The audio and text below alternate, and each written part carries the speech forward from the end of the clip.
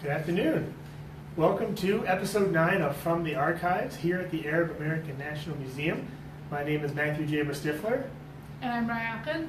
And today we're going to talk a little bit about the legacy of Jack Shaheen, a little bit about Disney's Aladdin, the multiple iterations of the movie, and just Arab stereotypes in general. So welcome. So we're here today in the what we call the stereotypes room at the museum. It's one of our permanent exhibits that showcases all of the ways that Arabs and other people from the Middle East have been stereotyped in media. This wall shows a little bit of European art, but mostly Hollywood cinema, films and TV. The wall over here is how Arabs have been stereotyped in news media. And you can see a lot of similarities between the two types of images, lots of repeating images of violence and aggression. So today we're going to, the reason we're in the room today, the works that you see behind Raya and I were drawn from the scholarship of Jack Shaheen. Jack Shaheen is a media critic, Arab American scholar, community activist. He passed away a few days ago. It is in South Carolina, and we're very saddened by that here at the museum. He was a good friend of the museum. He did a lot of work with our collections and our educational outreach. So we're trying to highlight his legacy here.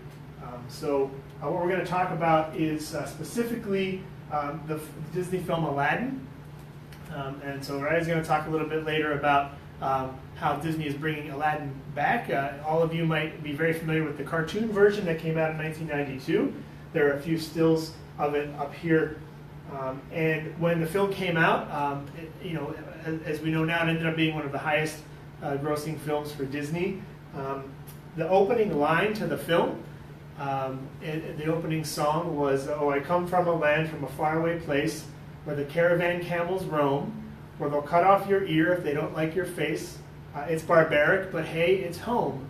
That was the opening line to a children's film. And so Jack Shaheen, who had long been a watchdog of Hollywood cinema, teamed up with the American Arab Anti-Discrimination Committee, and they went after Disney and said, this is a really poor way to start a children's film. It's racist, it's anti-Arab. And Disney agreed to change the opening lines to something a little bit less violent. There are other problems with the film as far as the way the characters are portrayed. For instance, Jasmine and Aladdin, the two protagonists of the film, have very European features, very small noses, and they don't speak with an accent, whereas all of the bad people in the film have darker features, bigger noses, and speak with a very thick Arabic accent. And so Jack Shaheen was very quick to point out these problems. Aladdin is one of these films that we point to where it seems that, because the Arab culture is being celebrated on film, that it's a good thing, but really if you look deeper, there are some issues, and which brings us to today. Today there's a live-action Aladdin coming out, which they're currently doing casting for. A few months ago, the casting call came out for Aladdin, and in a slightly different route than other films, asked for particularly Middle Eastern actors for the lead roles. Today, there's news coming out that the live-action Aladdin, directed by Guy Ritchie, is having trouble finding a 18 to 22-year-old Middle Eastern man who can sing and dance. And there's a lot of conversation going on around these casting issues, and it points to a few things.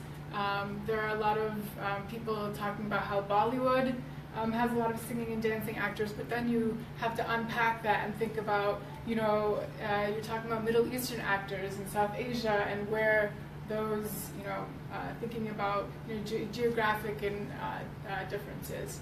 And it also points to a conversation about casting in Middle Eastern actors and what opportunities are available for Middle Eastern actors.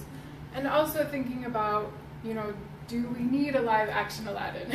Are we, looking towards newer representations, not the exotified Orientalist Arabia or Agrabah. And I think Jack Shaheen was particularly supportive of new representations, Arab and Arab American media makers, and I think that's important to think about is, bringing on new representations on the scene. And I'm not going to say whether or not you should go watch this new Aladdin, but you should, go and support Arab and Arab American media makers. Thank you, Raya. And I want to point out that Raya is the newest addition to the museum staff. She is our curator of education, and this is her first week. So we welcome her, and I'm sure we'll see more of her on From the Archives. So we'll see you next week.